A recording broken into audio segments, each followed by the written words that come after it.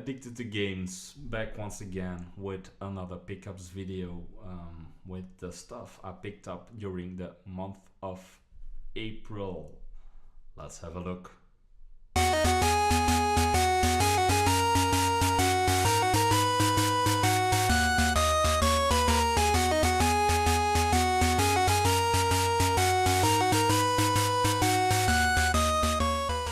From my experience, PS1 games are hard to find in the wild these days.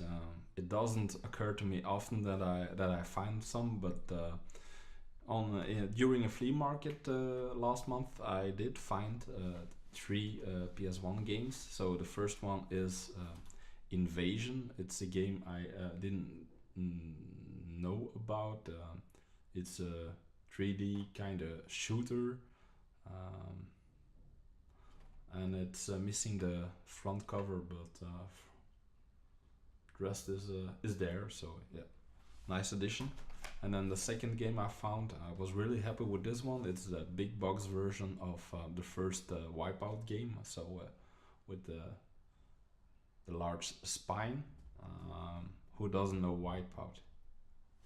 It's basically your typical futuristic racer, which has been re-released on the PS4 lately. And the third game I found in the wild is the platinum version of G-Police. This game is a typical 3D spacecraft shooter, and for the most part they aged pretty damn bad, and for me this one is no exception. And then two other PS1 games I bought last month are two games that come from eBay, and the first one is Evil Zone. This is a game that was on my wish list. It's a 3D fighter, kind of like Tekken or Soul Calibur in a way. But yeah, looking forward to play this one, as it is by Titus, one of the companies that made my Amiga days good back in the day. And then the second PS1 game I got was Frogger 2 Swampy's Revenge. Now I checked some gameplay of this game, and it made me think of Pac-Man, Miss Pac-Man Maze Madness, or Pac-Man World, I guess, on PS1. It's the same kind of gameplay. And as I liked those two games back in the day, picking this one up was a no-brainer. And then one of the web shops that I frequently buy off was having a sale, a clear out, and I wasn't aware of it until my friend and a fellow collector Mike was posting pictures on one of the Facebook groups we're both on, and he showed some of the DS games he picked up, and yeah, he triggered me because he got some of the DS games that I was still searching for. So I went over the site and I bought some myself. And the first one I got was Legend of Cage 2. Now, as you all may know, the first Legend of Cage was published on the Nintendo NES back in the day, and this seems a nice addition to the collection. The second game I got from the sale is Death Jr. and the Science Fair of Doom. Death Jr. on the DS is one of the sequels of the Death games that we saw on the PSP, and it got rather mediocre reviews back in the day. But as I like platformer games, and I've already had different Death games in my collection, I was happy to add this one too. And then the third game, a game I didn't know about, and is apparently a good game because it's from the same developers as Shantae, is Hotel Transylvania. I'm really curious how this game turns out to be, so yeah, I should open it up and try it. And then the fourth game, the 4DS game I got was one of eBay, and it's Glory Days 2. This one reminds me of Choplifter back in the day, a game I really played a lot, so this one was on my wish list, and when it came up, the price was right, so I picked it up.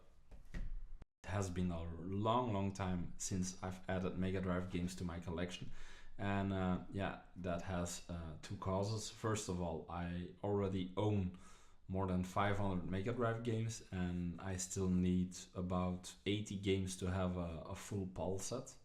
Um, and the most important reason is since I've got my EverDrive flash card, I find it very difficult to shell out cash for Mega Drive games. But on during a convention in the French part of Belgium, I found a Toughman contest for a really small price. I know it's a sports game, but I had to pick this one up. It was still on my wish list. It was one of the missing games for my Mega Drive set. So yeah, really happy to be able to add this one to my Mega Drive collection. And then during the same convention, I also found two instruction manuals for Master System games I needed. Well, I needed one of them, and the other one was difficult to pass on. So the first manual I got was the manual for Pac-Mania on the Master System. I have it. I have the game, but without the manual, so always on the lookout for missing manuals. And then the second manual I got is the manual for Championship Hockey. Now this is one hell of an expensive Master System game. It's one of the 5 Master System games I'm still missing for a complete PAL set. So I thought to myself, might as well pick up the manual. Chances are that I will find the game without the manual, and then I already have it, and it was only 2.5, 3 euros, so no brainer. I had to pick this one up. During some of my flea market visits, I found 4 PS2 games. Again, nothing really special, sports titles mainly, but 4 games I didn't have, and with really small prices, so I just picked them up. And the first game I picked up is NBA Jam. Just like in the old NBA Jam games, the gameplay still relies heavily on exaggerated cartoonish action, and you get rewarded by executing crazy moves and dunks, and by building up your team's hotspot. So if you liked the NBA Jam games from back in the day, this title is something for you. The second one is Tony Hawk's American Wasteland. American Wasteland was already the 7th installment in the Tony Hawk series at that time, and for me, at least, it felt like the cow was milked. It felt like we've seen it all up till then, and a handful of new tricks and or simply skating around in the world and grinding. It didn't do it for me anymore. So at that time, I thought that the game was ready for a few years off. I also got a copy of Tiger Woods 2010. Now back in the day, I really loved playing Tiger Woods together with my wife. I received Tiger Woods 06 or 07, I think it was 07, back in the day as a review copy. I was a reviewer back then for one of the biggest Belgian gaming websites. So when I opened the box, I thought to myself, what the heck, a golf game? I never played a modern golf game. I played golf games back in the Amiga days or on my 286 PC. But yeah, the game was so awesome. We spent, me and my wife, we spent literally many hours playing it. So whenever I see a Tiger Woods game that I don't own yet, I have to pick it up. And then the last game I picked up for the PS2 is Beverly Hills Cop. I know this is a crappy game. It doesn't live up to the great 80s movies, which hold a very big nostalgia for me. But yeah, I guess it's out of that same nostalgia when I saw this title that I picked it up.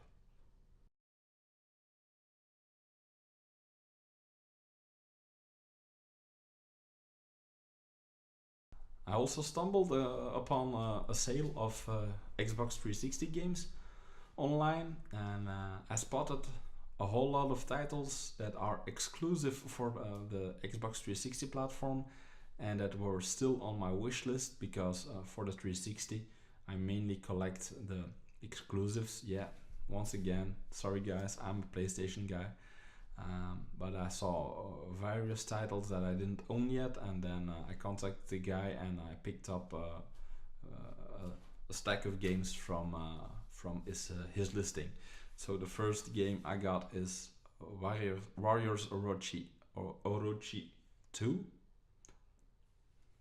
What is there to tell about this Warriors Orochi 2 game? Well, it's your typical Muso game, typical hack and slash action.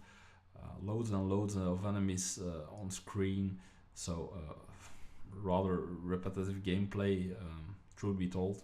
The only reason I picked this one up is because I already owned it on the PS2, and in general I like to play my games in the best possible quality on console, so I expect this game having better graphics compared to the PS2 version. I also got Star Trek Legacy. If you like the TV series of Star Trek and you're totally into space combat and space battles, this is a game for you. Me, on the other hand, I've never been a real fan of the series, so the only reason I picked this game up is to have it in the collection, and I don't expect playing this one soon. I got a copy of CSI Deadly Intent. With CSI we got a second game based on a TV series in a row. If you've ever seen one episode of one of the CSI series or seasons, then you're already knowing what to expect in this game. It's all about collecting clues and searching for evidence and solving cases.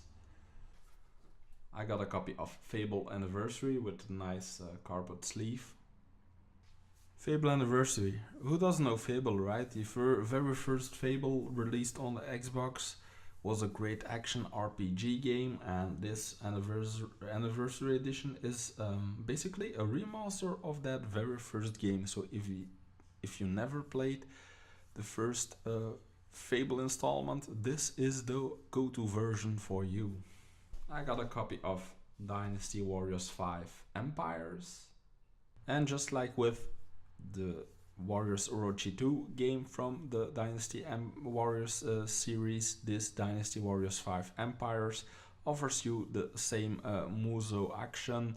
Again, like I told you guys before, many enemies on screen and constant hack and slash action. If you don't like this kind of repetitive gameplay, this certainly isn't a game for you. I also got Halo Wars. That was the last Halo game for the 360 that I was missing, if I remember correctly. Halo Wars is a real-time strategy game that uses the well-known Halo universe to depict its combat, so I guess that must be an attraction point for the many Halo fans out there. Me, on the other hand, when I compare this game to the many other real-time strategy games out there, I can't help but feel that this game is way too simplistic and the storyline is a bit too short. I got myself Divinity 2 Ego Draconis. Divinity 2 Ego Draconis was one of those games that got overlooked at its release because of timing issues. There were many great games that got released at the same period, but this still is a great RPG with outstanding quests, a massive world to explore, exciting combat, and you're able to transform into dragons. So yeah, that says it all. If you haven't played this one, be sure to check it out. Another nice addition is Project Sylphid. Project Sylphid is a mission-based space shooter in kind of the spirit of the Wing Commander series. You will be flying around in space, battling in dogfights with other spacecrafts or launching big missiles at larger ships. But I remember that this game got fairly bad reviews back in the day, and the main argument was that the game felt kind of short and the controls were very complicated. Really happy with this edition is Sherlock Holmes versus Jack the Ripper. Sherlock Holmes versus Jack the Ripper is your typical crime-solving adventure game, and while it may feel like it plays like one of the thousands of adventure games that you've already played before, the true crime fans will still have a blast with this one. And the last game I got is Hot Wheels Beat That. Hot Wheels Beat That plays as your typical racing game. It puts you in control of a tiny toy car and gives you the ability to race around a handful of tracks. And during the racing action, you will be able to pick up a number of weapons and devices to employ during a race. There's really nothing more to say about this title. Man, so many pickups, so many games to show and to talk about in the month of April. And just to be sure that this video isn't getting way too long, I will split it up once again in two parts. So this is the end of part 1. I hope you've enjoyed what you've seen so far. Please let me know in the comment section down below. And please like and subscribe to my channel. Thanks for now and bye.